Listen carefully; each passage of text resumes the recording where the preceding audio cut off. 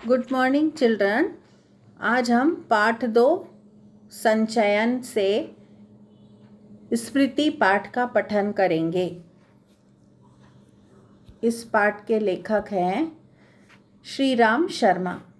सबसे पहले हम पाठ का सार जानेंगे और उसके बाद हम शब्दार्थ लिखेंगे। इस पाठ में लेखक श्री राम शर्मा ने बाल्यावस्था की एक घटना का सजीव चित्रण किया है।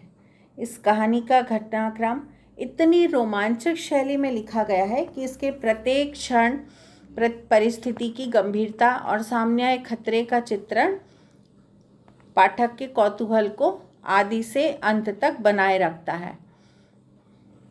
बच्चों की सहज जिज्ञासा एवं क्रीड़ा कैसे कभी कभी उन्हें कठिन जोखिमपूर्ण निर्णायक मोड़ पर ला खड़ा करती है, इसका बहुत ही सजीव वर्णन प्रस्तुत किया है। ये बात सन 1908 की है। दिसंबर का अंत था और जनवरी का प्रारंभ था। कड़ाके की ठंड थी।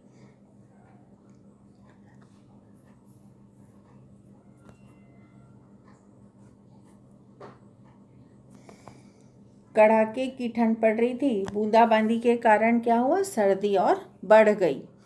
लेखक उस समय झरबेरी से बेर तोड़कर खा रहे थे कि भाई का बुलावा आ गया। डरते डरते घर पहुंचे। भाई साहब ने उन्हें मक्खनपुर जाने के लिए कहा और कहा डाक खाने में पत्र डाल आएं। यह आदेश सुनकर तैयार हो गए लेखक। माँ ने भी कुछ चने भुनवाने के लिए उन्हें दे दिए। अब वो और उनका छोटा भाई दोनों अपने अपने डंडे लेकर घर से चल पड़े। चिट्ठियों को टोपी में रख लिया क्योंकि कुर्तों में जेब नहीं थी।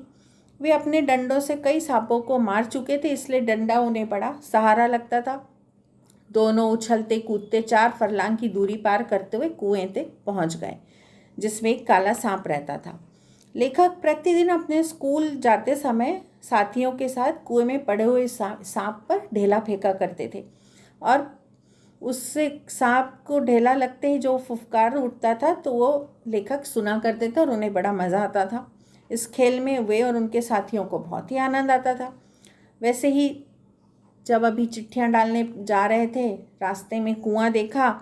लेखक के मन में फिर से सांप के फुफकार सुनने की, मज़ा लेने की बात आ गई। उन्होंने ढेला उठाया और टोपी को उतारते हुए कुएं में फेंक दिया। टोपी के नीचे रखी हुई तीनों चिट्ठियां ढेले के साथ कुएं में जा गिरी। चिट्ठियां बहुत ही ज़रूरी थी। लेखक को भाई की पिटाई का भी डर था। अब दोनों भाई रोने लगे। तब उन्हें माँ की गोद की याद आ रही थी। दिन छिपने को था और घर में पिटाई का डर था। लेखक ने कुएं में घुसकर चिट्ठियां लाने की सोची।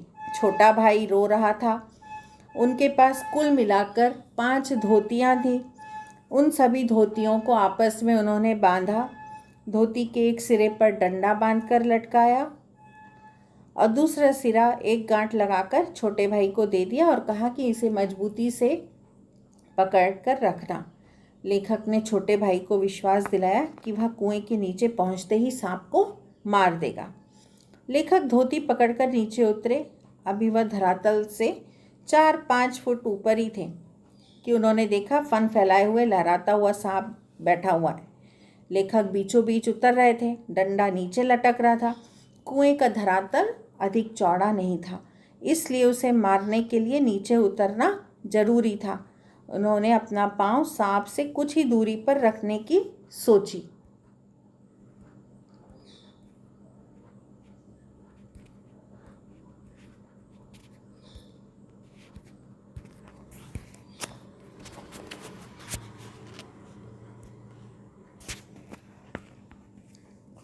एकाएक उसने अपना पांव कुएं की बगल पर टिका दिया। इससे मिट्टी का एक ढेला जो था वो नीचे गिरा। मिट्टी का ढेला नीचे गिरते ही सांप फुफकारा। लेखक के पांव दीवार से हट गए। थोड़ी ही देर में उसने अपने पांव सांप के सामने धरातल पर टिका दिए। अब दोनों ही आमने सामने थे।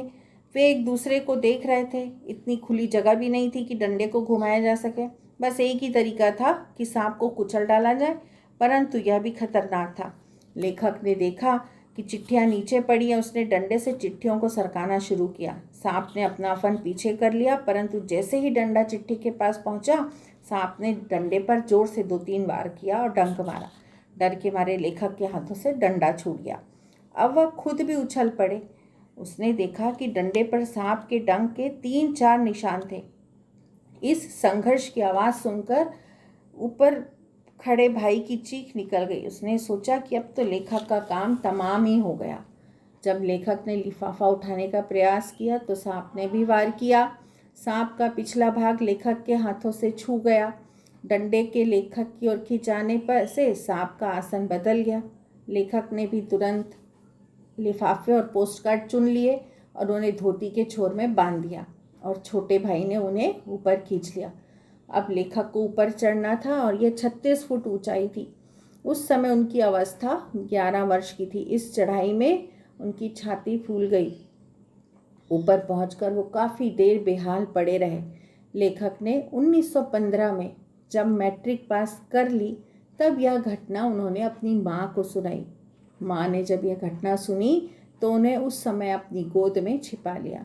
लेखक को गांव के वे दिन और अपने बचपन की वे यादें बड़ी ही अच्छी लगती थी।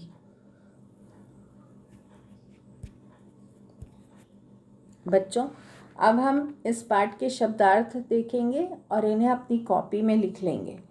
पाठ का सार आप लोगों को लिखने की आवश्यकता नहीं है।